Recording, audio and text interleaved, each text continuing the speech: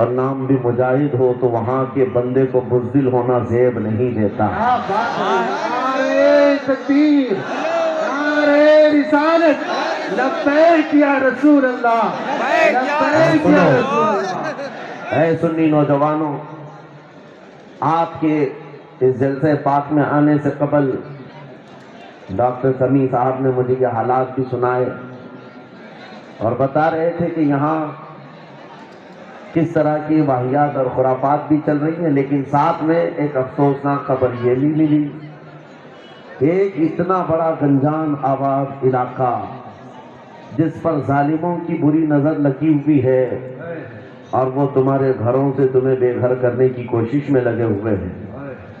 ایک بات یاد رکھو، میں آج کے اس منبر سے انہیں پیغام دے کر کے جاتا ہوں، تم کیا تمہارے باپ داداؤں نے بھی اکھاڑنے کی کوششیں کی ہیں. اور صرف یہ ایک خطہ نہیں ہے، ایک خطہ نہیں ہے، ان کیڑوں کی تو کوئی حیثیت نہیں. ان کا باپ اسرائیل مل کر غزہ کو کچھ نہیں کر سکا. قتل کرنے کا مطلب فنا کرنا نہیں ہوتا. اسرائیل جیسی ظالم طاقت جس کے پاس سپر پاور طاقتیں پیٹروٹ میزائل بھی ہیں، دادا امریکہ ساتھ میں کھڑا ہوا ہے، یورپی یونین ساتھ میں کھڑی ہے اور نہتے کنکریاں لے کر کھڑے ہونے والے بچوں کا مقابلہ کر رہے ہیں. اور ایک دو نہیں 10,000 سے زیادہ قتل بھی کر ڈالے، بچوں کو مار بھی دیا، لیکن پیٹ نہیں بھرا، ڈر ختم ہی نہیں ہوا. وہ ڈر ابھی بھی ختم نہیں ہوا. ہزاروں کو قتل تو کر لیا، لیکن رات کی نیند اور چین ابھی بھی بیکار ہے.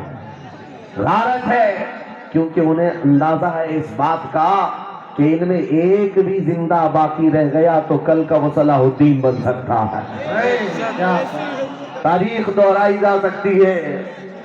تمہارے علاقوں کو اکھاڑ پھینکنے اور اس کو بے گھر کرنے کی ایک ہی سازش ہوتی ہے کہ یہ غلامان امت محمدیہ میں رسول پاک صلی اللہ تعالیٰ علیہ وسلم کی اس امت میں کوئی شیر بیدار نہ ہو جائے، ورنہ کتوں کی نیند حرام کر کے رکھ دے گا.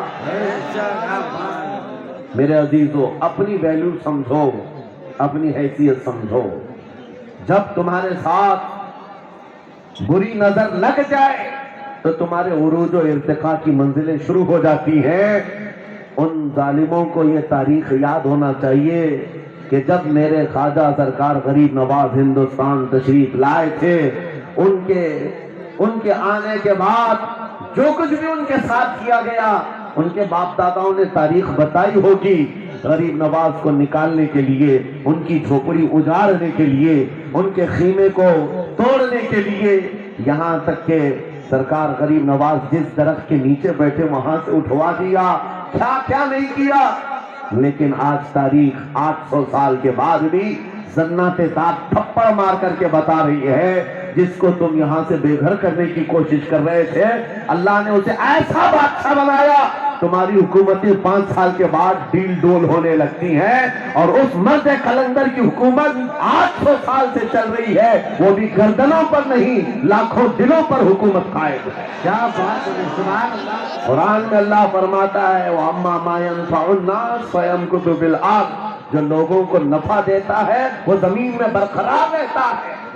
قرآن کی آیت پڑھ کر کے میں تمہیں حوصلہ دیتا ہوں، تمہیں یہ حوصلہ دیتا ہوں. اللہ نے قرآن میں فرمایا اِنَّ أَرْضِي وَاسِعَةٌ، میری زمین بہت کشادہ ہے، میری زمین بہت کشادہ ہے. رب تعالیٰ فرماتا ہے وَلَقَدْ كَتَبْنَا فِي الزَّبُورِ مِن بَعْدِ الذِّكْرِ أَنَّ الْأَرْضَ يَرِثُهَا عِبَادِيَ الصَّالِحُونَ.